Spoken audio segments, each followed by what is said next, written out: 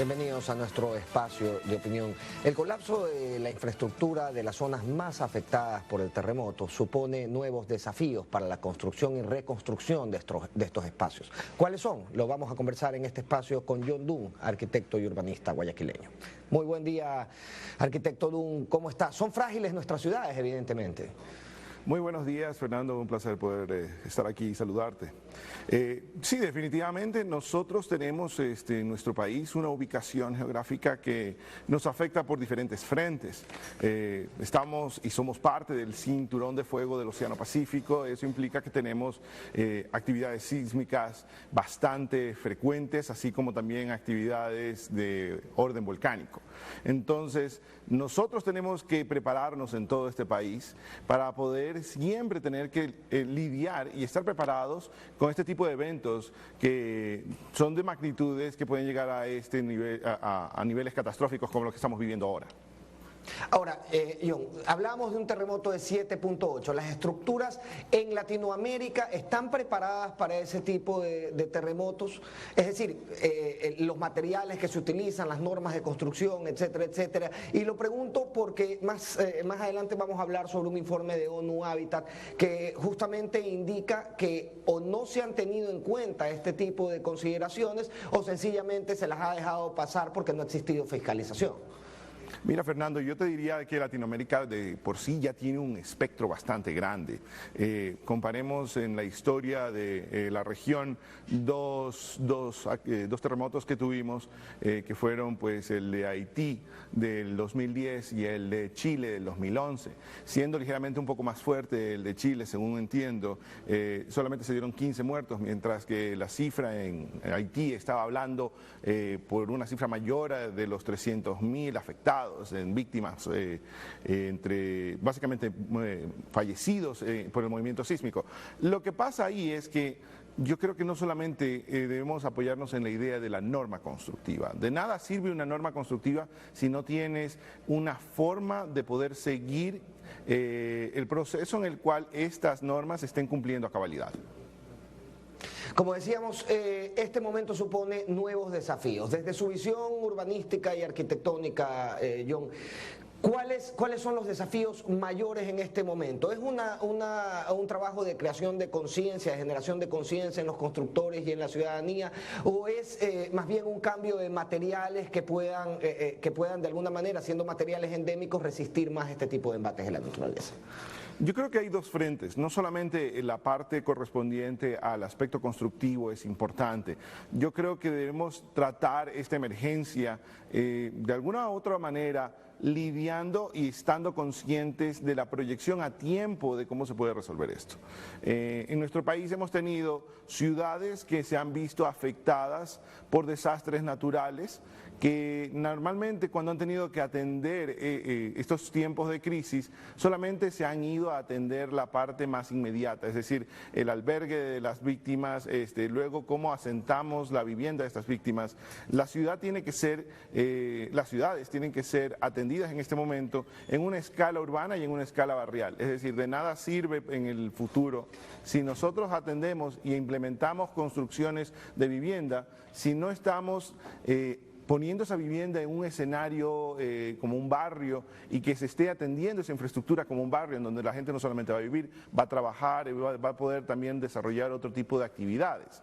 Entonces, en la parte urbanística sí habría que tratar de ser menos inmediatista en algunos aspectos, sino que primero concentrarse en cómo poder solucionar las necesidades inmediatas, dejando espacio para que estas ciudades, por así decirlo, cicatricen y puedan volver a sanar. Las urgencias han reemplazado a la planificación. Eso es lo que debemos evitar. Está bien y en ese momento estamos precisamente en la primera etapa en la que nosotros tenemos que atender a los más necesitados, rescatar a las personas que hayan fallecido lamentablemente y que todavía se encuentren debajo de los escombros y dar atención tanto en infraestructura física como psicológica a aquellas personas que todavía están pagando las secuelas de esta tragedia. Sin embargo, pues no hay que dejar atrás la otra parte que vendrá posteriormente. Todavía no entramos en esa etapa, pero no hay que olvidar cuidarla. Desde ahorita ya deberíamos empezar a planificar la parte Porque supone correspondiente. además la protección de vidas ciudadanas, es decir, justamente eso le quería preguntar, ¿qué comenta en su círculo de arquitectos, en su círculo académico, donde existen gente que se dedica justamente al diseño estructural y etcétera? ¿Cuáles son los comentarios sobre lo que se viene, sobre lo que debemos hacer, lo que debemos tener presente a la hora de reconstruir nuestras ciudades?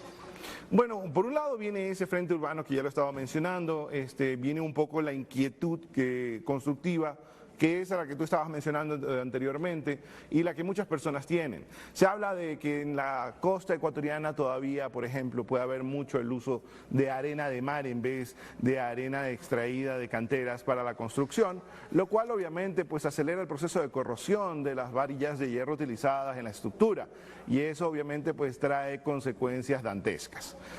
Aparte de eso, pues hay una reflexión que se está llevando de manera general sobre si es que al menos la escala residencial pequeña, es decir, las unidades de vivienda unifamiliar o bifamiliar podrían todavía manejarse con materiales más tradicionales como la madera, por ejemplo, que pueden demostrar o que tienen precisamente por su flexibilidad una mayor capacidad de resistencia.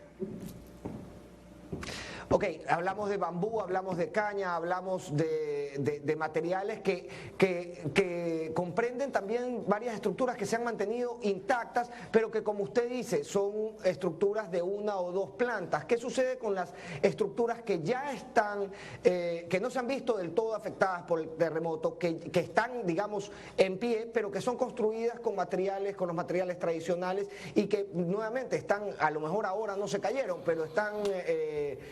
pues bueno, peligrosamente sujetas a un nuevo embate de la naturaleza? Bueno, hay que revisar principalmente que no es que esta situación no significa que vamos a descartar totalmente los sistemas contemporáneos y convencionales de construcción. Esto no significa que estamos haciendo un rechazo tajante al uso del hormigón armado. Muchas estructuras de hormigón armado han logrado resistir dentro de las condiciones en que han enfrentado el terremoto. También dentro de esas características, lo que nosotros podríamos mencionar es que, ¿por qué han resistido? Es precisamente porque han seguido un proceso de supervisión y ese proceso de supervisión ha estado precisamente preparándose para este tipo de circunstancias. Guayaquil estuvo dentro de las áreas que estuvo afectada por el terremoto, pero sin embargo tiene solamente 30 edificaciones que encuentran ahorita una estructura que debe ser derribada. Precisamente tal vez en las ciudades más grandes como Quito y Guayaquil tienen un procedimiento incluso más cercano a la visualización y a la supervisión de este tipo de cosas y aún así es muy importante poder revisar que estas infraestructuras cumplan con un proceso de supervisión que dentro de esas grandes ciudades debería ser todavía incluso mejorado. Es un llamado de alerta para nuestros grandes centros urbanos al final del día y la forma como los estamos construyendo y estamos implementando. Definitivamente, y eso debe ser no solamente para nosotros, es algo regional, como tú mencionabas, en el nivel del continente, de la región latinoamericana. Hace poco, en la universidad donde yo trabajo, tuvimos un foro internacional de diferentes arquitectos de diferentes partes de Latinoamérica.